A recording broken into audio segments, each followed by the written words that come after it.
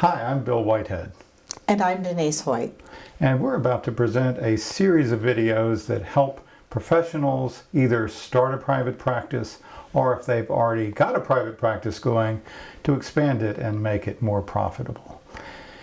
And, how much did you get taught in graduate school about starting a private practice? I remember having 1 hour, one classroom hour about private practice. I had even less. I had one of my supervisors on one occasion took about 15 minutes to show me around his office, and that was it. And so although I learned a lot about therapy and became competent in that, in terms of running a business, I knew nothing about it when I went into private practice. I bet most of us out there are in the same boat. So that's the purpose of this video, is to fill in that gap that we had in both of our educations, and I suspect a lot of people's educations in terms of how to start a private practice, and more important, how to make it profitable, how to make it work, how to make you ready to see a drove of patients that come through. Absolutely. So we're going to be talking about the when you should do it, how to do it, how to keep it going, and when to expand. When you think about first in your life, certainly starting a business on your own with no training in starting a business was among the most frightening things I've ever done. It's most frightening, but I think people are willing to go through that fear and excitement for several reasons. And one of the big reasons for myself was it just gave me a lot of autonomy as far as time goes, so that at the time I had a family, it gave me a lot of opportunity to take time off with them when I needed to do so. How about for you? The same. I certainly like the ability to set my own schedule and do things. There's an old saying, if you work for yourself, you usually get along pretty well with your boss. And that was certainly the case. I enjoyed the autonomy of that. And also just that sense of pride. I've started a business. I've got my name on the door. I've got my business cards. I really felt like a grown-up for the first time. Absolutely. And as far as the profession goes, you can make a living at it. Absolutely. And it's curious that people don't get that information. They don't get information about, gee, is there real job satisfaction? And they don't get information about, really, how much can I expect to make about that? Yeah. But I know you have some numbers about that. I do, and as a transition for that, obviously you know that both of us work for this organization, Therapy Appointment, and we have records of literally tens of millions of patient encounters. We have records of therapists in all states and all levels of education and all levels of involvement. And we have some hard figures that if you are a part-time therapist, meaning it's kind of a side hustle for you and you're seeing an average of 10 patients a week, in terms of gross income, you're going to have about $52,000 a year. And then for full-time? I think it more than doubles for full-time, doesn't it? It certainly does. The full-time, many people think, well, full-time means 40 hours a week, so that means 40 patients a week, but that's not the case. Not the case. No.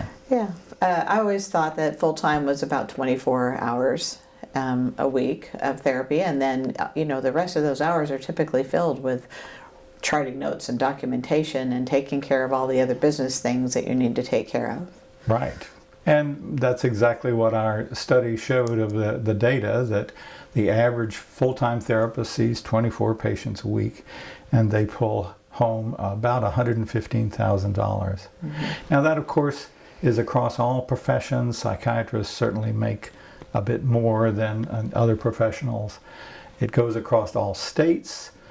In Alaska, a psychologist makes twice as much as a patient in the Midwest, or rather a therapist in the Midwest. But those are good averages, and that's a healthy income. It is. It is. And then the other question is it emotionally satisfying? What's been your experience? My experience is it has been emotionally satisfying, and I think that the vast majority of people, if they're like me, go into a profession like this because we truly do want to help people, and we get to sit with people through some of the most painful things that they ever have to experience in their life. So I find that it's an extreme privilege to be in that position. Oh, absolutely. And so it is emotionally rewarding. It is emotionally terrifying at times. Yes. Yes. You know, there are some downfalls to being in private practice as well.